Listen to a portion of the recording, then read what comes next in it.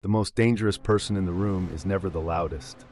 They disappear behind stillness, absorb your projections, and leave you arguing with a shadow. And the reason that, for most people, social life is a performance of leakage. They talk too much, explain too much, laugh at the wrong moment, and keep revealing where the seams are. Every sentence becomes a confession, even when they think they are being casual. That is why readable people are easy to move. You do not need to dominate them when they volunteer their inner architecture.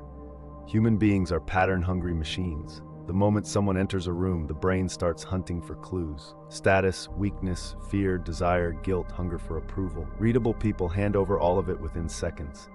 Their tone rises when they feel insecure. Their eyes soften when they want acceptance. Their posture collapses when they meet resistance. The room learns them fast, and once you are known, you are editable. And this is the first brutal truth. Visibility is not power. Visibility is access. Once people can predict you, they can pre-frame you. Once they can pre-frame you, they can steer you. The loud, expressive, over-transparent person thinks they are building connection. In reality, they are building a map for anyone disciplined enough to use it. Every culture has its predators, and most of them do not hunt with claws. They hunt with interpretation. They study what you over-explain. They notice what you defend. They hear the tiny tremor in your certainty. Then they assign you a role before you have even decided who you are in the exchange. The eager one becomes the follower. The nervous one becomes the target. The agreeable one becomes the resource. Unreadability begins where performance ends. It is the refusal to broadcast your emotional weather in real time. It is the discipline of letting people see only what is strategically necessary. Not falsehood, not theatrical mystery, just compression. The less you leak, the less they can categorize. And when they cannot categorize you, they cannot control the terms of the encounter. There is a reason some people feel physically harder to approach, even when they are polite. They do not spill themselves into the environment. They do not rush to fill silence. They do not apologize for occupying space. Their presence creates tension because it withholds the usual social rewards people expect. Instant disclosure, instant warmth, instant reassurance. The brain hates that. It wants closure. It wants a story. It wants to know whether to relax or prepare for battle. This is where unreadability becomes a weapon without ever becoming aggression. The unreadable person does not need to threaten. They become dangerous because they remain difficult to model. When you cannot model someone, you cannot easily manipulate their next move. The manipulator depends on expectation. The flatterer depends on appetite. The guilt tripper depends on your need to explain yourself. But a person who answers slowly, selectively, and without emotional spillage forces everyone else to work harder. People mistake this for coldness because they are addicted to access. They think anyone who does not narrate themselves must be hiding something sinister. Sometimes that is true. More often, though, they are encountering someone who understands the politics of information. Your biography does not need to be delivered to every room.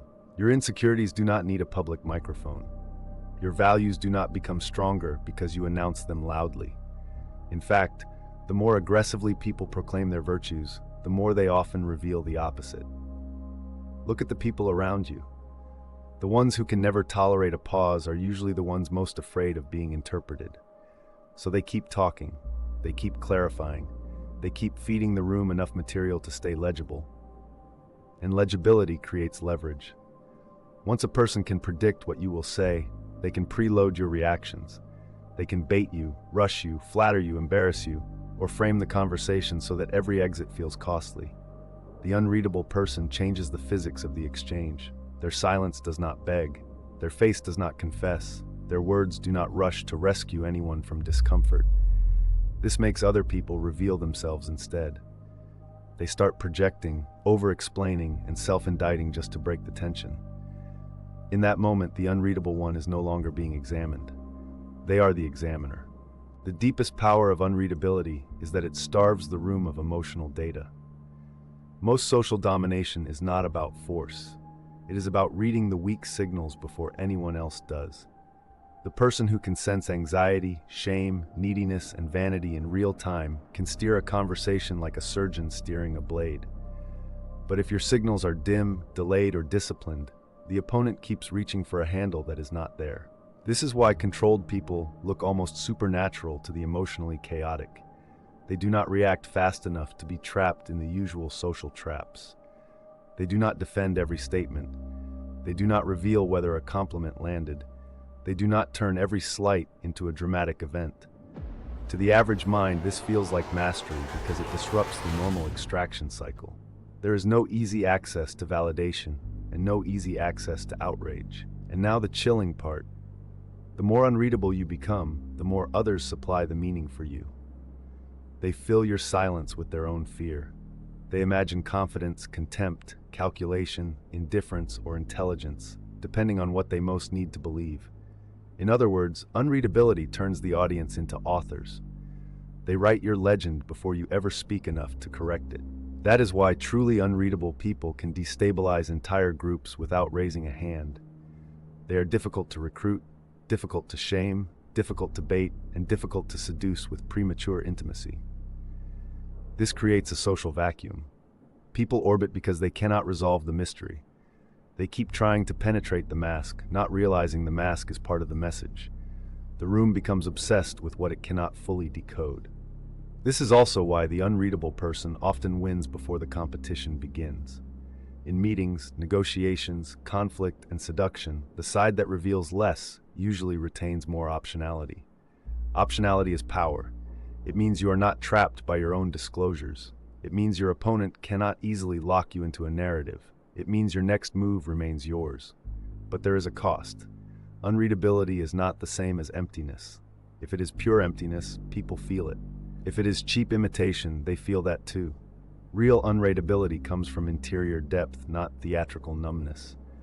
It is a furnace behind a sealed door. The room senses heat, but cannot see the flame. History is full of figures who survived by becoming difficult to read.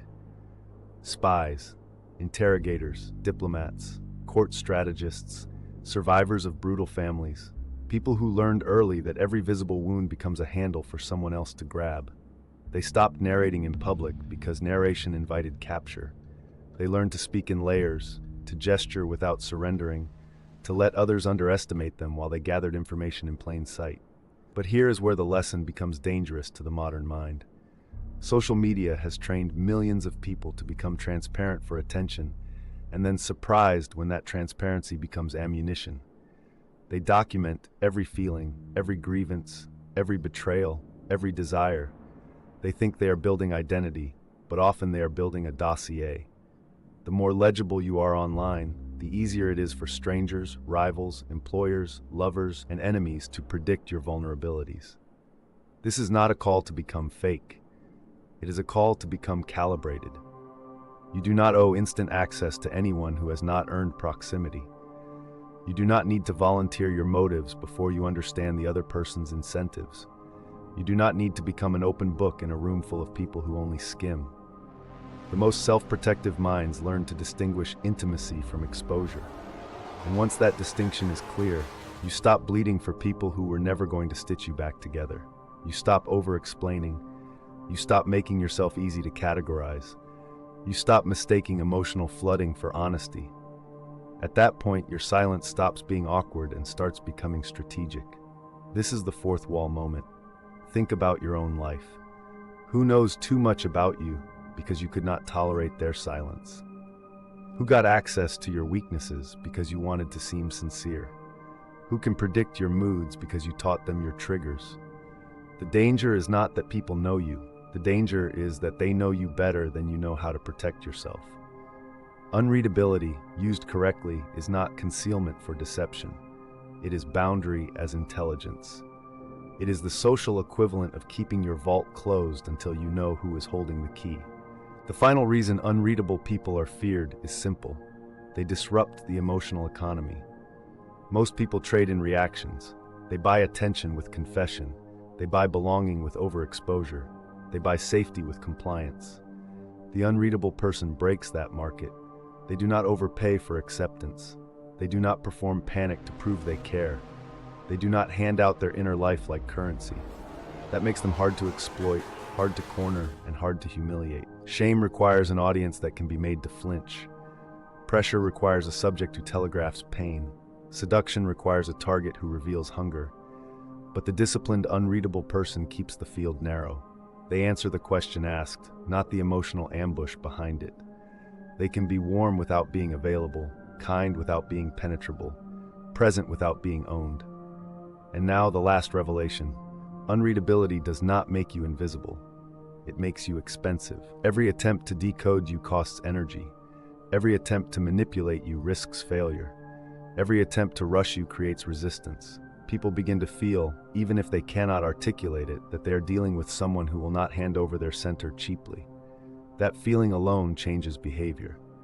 The room gets quieter, the opportunists move on, the impulsive oversharers keep leaking. The observer remains still.